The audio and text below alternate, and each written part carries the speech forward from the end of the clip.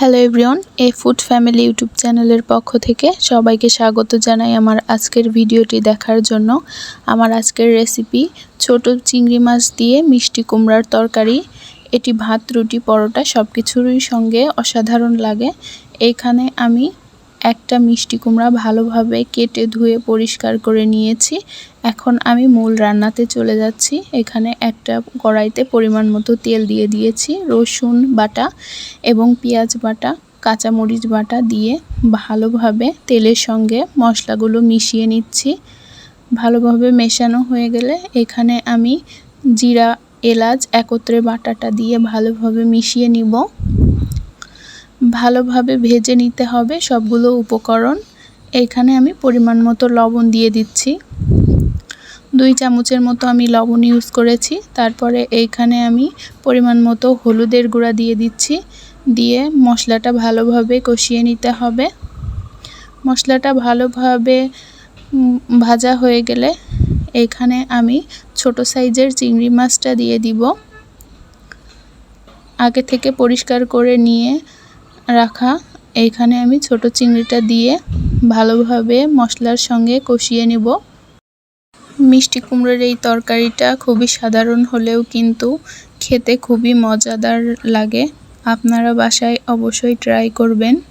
Try না করলে বুঝবেন না যে এই সাধারণ খাবারটা কতটা ভালো লাগে খেতে। চিংড়ি মাছটা দেওয়ার পরে মিনিমাম এখানে 5 থেকে 7 মিনিট ভালোভাবে মশলার সঙ্গে ভেজে নিব। ভাজা হয়ে গেলে আমি এখানে আগে থেকে কেটে ধুয়ে পরিষ্কার করে রাখা মিষ্টি কুমড়োগুলো দিয়ে দিব। এখন আমি মিষ্টি কুমড়াগুলো দিয়ে দিচ্ছি। মিষ্টি কুমড়াগুলো দেওয়া হয়ে গেলে আমি এইখানে মশলা ও মাছের সঙ্গে ভালোভাবে আলতো হাতে নেড়েচেড়ে মিশিয়ে নিচ্ছি। নেড়েচেড়ে মেশানো হয়ে গেলে আমি এখানে অল্প পরিমাণের পানি দিয়ে দিব। দিয়ে মশলার সঙ্গে মিষ্টি কুমড়োটা ভালোভাবে সিদ্ধ করে কষিয়ে নিব।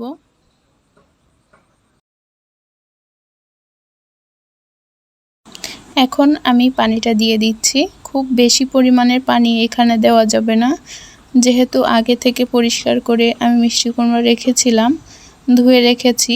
এখন সেই মিষ্টি কুমড়া থেকেও কিন্তু অনেকটা পানি ছেড়ে দিবে। তারপরে আমি ঢাকনা দিয়ে ঢেকে রান্না করে নিব। তারপরে মাঝে মাঝে ঢাকনাটা তুলে নেড়েচেড়ে মিশিয়ে নিব, না হলে কিন্তু কড়ার তলায় লেগে যেতে পারে। এই জন্য আপনারা অবশ্যই ঢাকনাটা তুলে নেড়েচেড়ে মিশিয়ে নেবেন।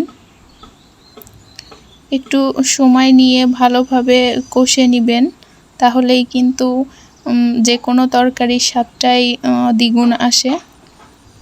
আমার তরকারিটা কষানো হয়ে গেছে। এখন আমি এইখানে পরিমাণ মতো পানি দিয়ে দিব ঝোলের জন্য।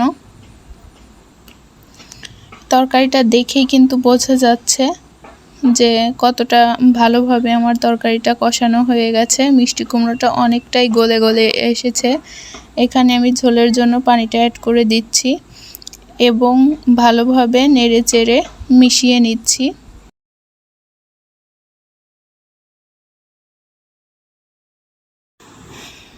মেশানো হয়ে গেলে আমি এইখানে আবারও ঢাকনা দিয়ে ঢেকে তরকারিটা রান্না করে নিব। মিনিমাম 4 থেকে 5 মিনিট পরে ঢাকনাটা তুলে আবারও একটু নেড়ে চেড়ে দিব। আপনাদের যার যার যেমন ঝোল পছন্দ সেইভাবে আপনারা এখানে মিষ্টি কুমড়োটা নামিয়ে নিতে পারেন। আমরা এইখানে ঝোলটা একটু কম রাখতে চাচ্ছি, এই জন্য আর একটু বেশি পরিমাণে জাল দিয়ে আমি এইখানে তরকারিটা নামিয়ে নিব। আমি তরকারিটা নামিয়ে ফেলেছি এবং দেখুন কতটা লোভনীয় হয়েছে। আপনারা বাসায় অবশ্যই এইভাবে ট্রাই করবেন। আশা করছি আপনাদের ভিডিওটি ভালো লাগবে। ভিডিওটি ভালো লাগলে লাইক, কমেন্ট এবং শেয়ার করতে ভুলবেন না।